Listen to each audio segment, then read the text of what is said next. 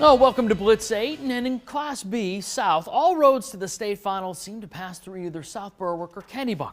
Marshwood and Kennebunk have combined to win the region in each of the past 8 seasons. Tonight, the school's meeting for a second time this year, this time in the regional semifinals.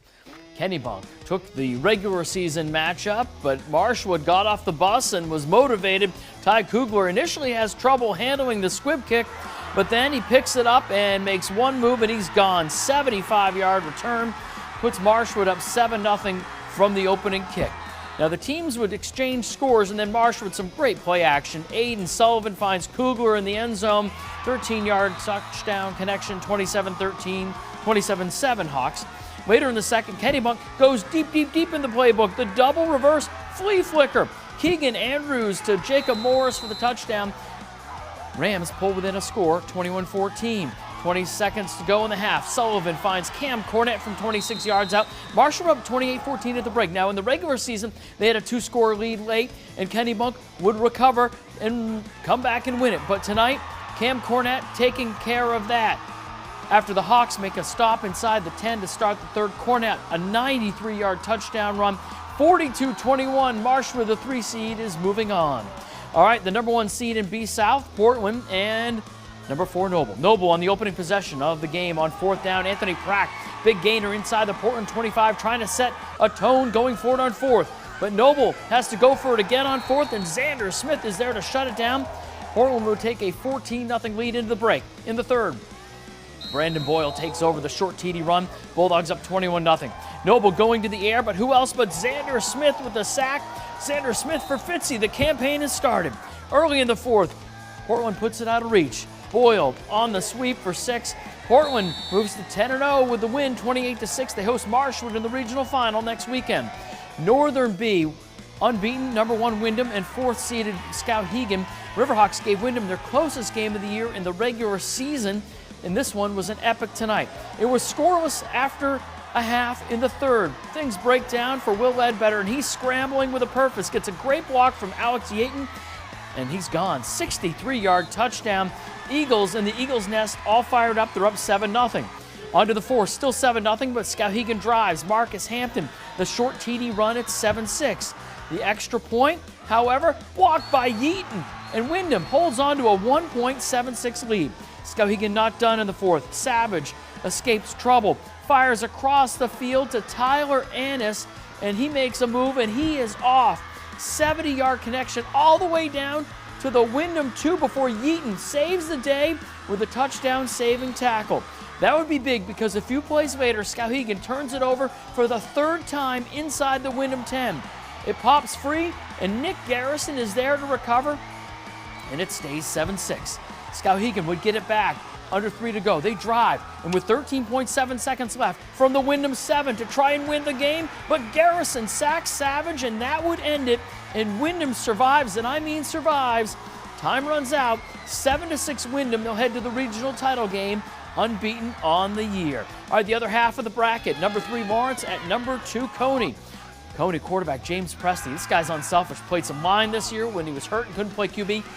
Tonight doing what he does best, slinging the ball to Ashton Dennett. Touchdown connection, Rams up 14-7. But that celebration was short-lived. On the ensuing kickoff, return man Cade Scott finds a lane, and he is going to go the distance. And Lawrence, the 36-20 win. Lawrence will face Windham in the regional final next weekend. All right, in the Class A playoffs kicking off tonight, the league looking as deep as it has in several years with a bunch of teams capable of challenging for a title. Some of them in action tonight. Bonnie Eagle was your 3 seed, hosting 6-seeded Sanford. Terrell Edwards back in the pocket all day, and that's Mitchell Habu over the middle for the big gain into Spartans territory. A few plays later, Zach Oye up the middle, making it look easy. Touchdown, Bonnie Eagle up big in the second half. Sanford gets the offense going. Jordan Bissonette, what a year he's had on 4th down, the touchdown run. Spartans cut the lead from Bonnie Eagle to 35-7. But after forcing a turnover, Sanford, hey, they got the flea flicker working. Trick plays coming out of the playbook tonight. But Aiden Walcott is there to Pickett for the Scots. He's going to go back inside the Spartan 30-yard line. A few plays later from there, Edwards hooks up with Walcott for the touchdown connection. 42-14, Bonnie Eagle, the Scots at second seed at Oxford Hills next weekend. All right, Bangor hosting Scarborough. Bangor won the regular season matchup on a last-second fumble recovery for a score tonight. Scarborough jumped out to a 21-0 lead before Max Clark hits Colton Emerson to make it 21-7. Red Storm come back. How about that Jaden Flaker, the jump pass to Brady Clough. Scarborough, the big win on the road, 40-14. The 5 seeds moving on. They'll face top-seeded unbeaten Thornton Academy next weekend. Well, it was only 2 years ago that Leavitt ended Wells' 33-game win streak. Since then, Leavitt has turned in its own win streak, heading into tonight with 18 in a row. It's the Hornets hosting the Warriors tonight in the Class C playoffs up in Turner. Leavitt owned the first half. They took a 40-6 lead into the break. Wells took advantage of a turnover early in the third, though, and Brady Fox plunges in from just outside the goal line. It's 40-12. They think they have a chance. But how about this catch here? Hunter Hayes, no, wait a minute. Oh, it pops loose, and Griffin Brickett heads the other way. One of the stranger plays you're ever going to see. Looked like he had an amazing catch, but Wells has the ball, trying to rally. But the Leavitt defense doing what they do, controlling the line of scrimmage. The gang tackle of Fox for the sack, and then Reeve Twitchell can't leave him open. He gets to the quarterback for another sack. Leavitt then plays the ground control game in the fourth. Colton Taylor caps the drive with the QB keeper for the score.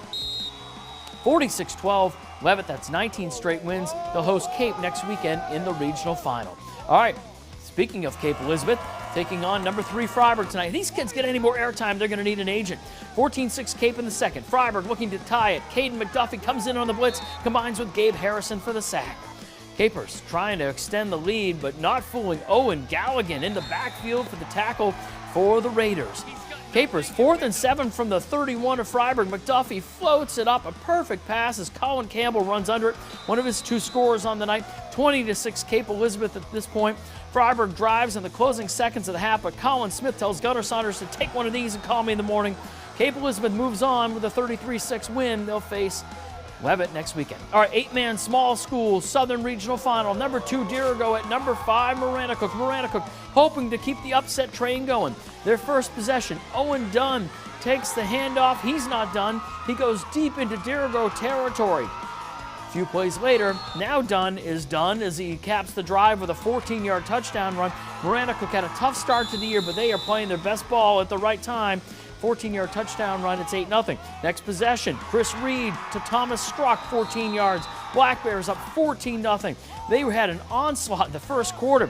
Dunn then, the handoff. He goes 47 yards, not even the referee can stop him. Black Bears up 22-0. And they were still at in the first. Reed strikes again, 55 yards to Struck, 50-7. Maranacook, they'll face the Dexter Stearns winner in the state championship. Class D playoffs. Number 3 Freeport hosting number 6 Poland. COVID issues cancel the regular season matchup.